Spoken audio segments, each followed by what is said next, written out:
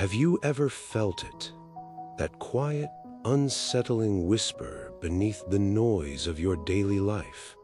The sense that something or someone unseen is moving the pieces while you believe you're the one in control? Society tells you that you're playing the game, working, striving, achieving, becoming.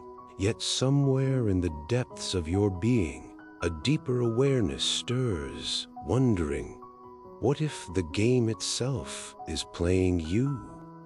Humanity, for centuries, has danced to invisible rhythms, rules, identities, ambitions, all written by forces no one remembers agreeing to.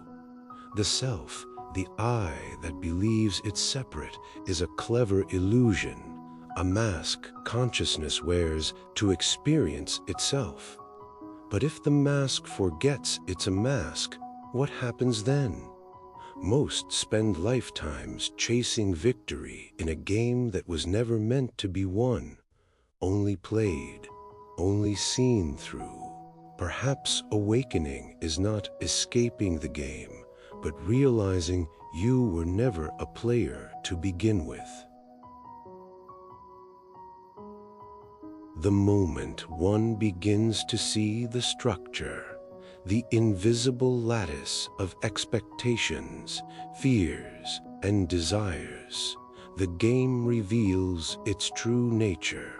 It is not something you can win, because there was never an opponent. The so-called race towards success, enlightenment, or control is a circular path, leading always back to where you began. Here, now, within this eternal instant of being, the ego, ever desperate to maintain its illusion of authorship, insists that it is the one moving through life. But look closely. Is it not life that is moving through you? The breath breathes itself. The heart beats without your command. Thoughts arise, fade, and reform like clouds drifting across a vast, boundless sky. You call them yours, yet who is the you that claims ownership of them? When one pauses long enough to listen, the hum of existence becomes clear. Everything is simply happening. You are not the controller of the play, but the stage upon which all of it unfolds. And when that realization dawns, something profound begins to shift. The boundaries that once defined you, your name, your story, your ambitions, start to blur like chalk lines beneath the tide. What you once defended as your set becomes less a fortress and more a mirage shimmering on the horizon of consciousness. The world you believed you were navigating now feels alive, participatory, breathing you as much as you breathe it. Every tree, every passing stranger, every fleeting thought becomes part of a great unfolding. The cosmic dance Alan Watts so often spoke of. The game, you see, is divine play.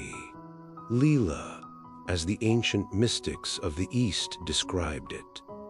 Existence pretending to be many so it may rediscover its oneness. And yet, here's the paradox. The moment you try to step outside of the game, you're still playing. Only when you see that the player, the playing, and the game are one and the same, does true freedom begin to emerge. Most people live as if life were a series of checkpoints, things to acquire, roles to perfect, goals to reach. Yet beneath all striving lies the same quiet ache. What if none of this was ever truly real?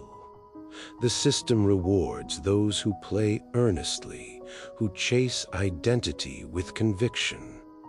But when you pause, you begin to sense the absurdity that all players are actors in an infinite masquerade.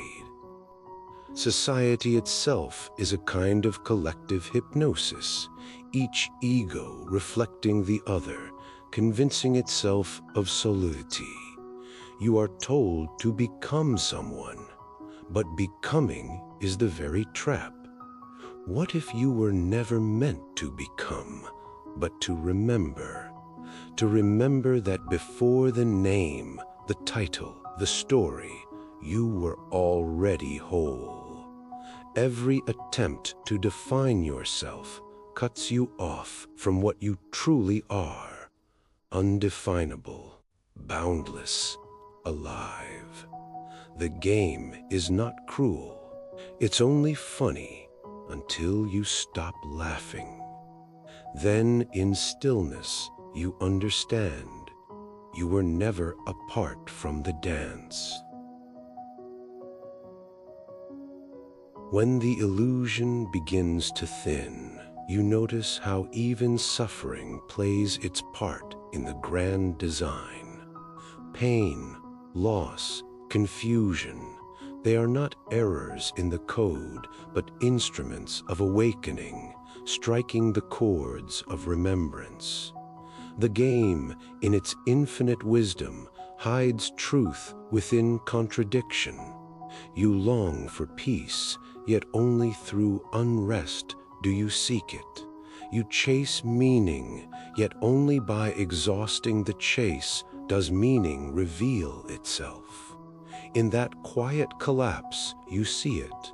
Life was never against you, it was you, testing your own reflection. Every joy, every heartbreak was consciousness exploring itself through you. The player dissolves into the playing, and suddenly everything, from laughter to sorrow, becomes sacred. The mind may still whisper, the ego may still act, but now you see them for what they are, waves upon an infinite sea. And the sea, vast, eternal, and untroubled, is what you've always been. In this realization, something miraculous happens, not outwardly, but within the silent chambers of being. The world does not vanish, yet its grip softens. You still walk, speak, work, and love, but the tension of becoming releases its hold. You see that every moment is already complete, that there was never a future waiting for you, only the eternal now, unfolding itself in endless patterns. What once seemed ordinary becomes luminous. A drop of rain, a flicker of light, the sound of your own breath, all of it sings the same truth. There is no division between the observer and the observed. The game is still being played, but now there's laughter in your awareness. You know that nothing needs to be conquered, nothing fixed. The mystery does not need solving, it needs witnessing.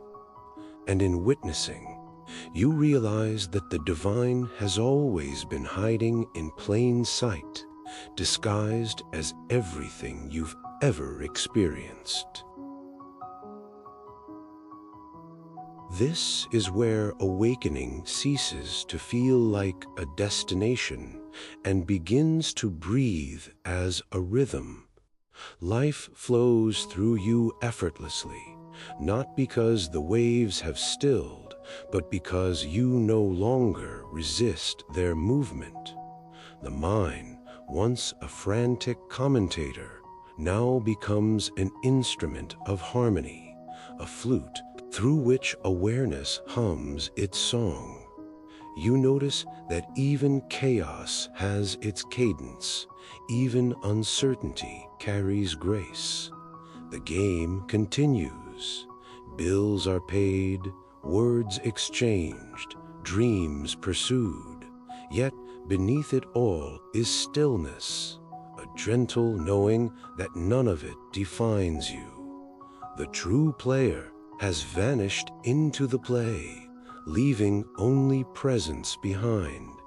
You start to see the divine comedy for what it is, a dance of illusion that was never meant to trap you, but to wake you. When you stop taking the game personally, existence reveals its laughter, and that laughter echoes through eternity, free, unbound, and infinite. And so, the journey ends where it began, in the ungraspable present. The searcher, the seeker, the struggler all dissolve into the simplicity of being. There is no longer a question of whether you are playing the game or the game is playing you, for the very distinction has vanished. Life is not something happening to you, nor something you control. It is you, expressing itself as this ever-changing moment. The one who thought they were separate has melted back into the vastness that gave birth to every star, every heartbeat, every fleeting thought. Freedom was never beyond reach. It was the silence beneath your striving, waiting patiently to be noticed. Now, even striving becomes sacred, even forgetting divine. You breathe, and in that breath, the cosmos inhales through you. The soul that knows its true nature doesn't chase, it simply is.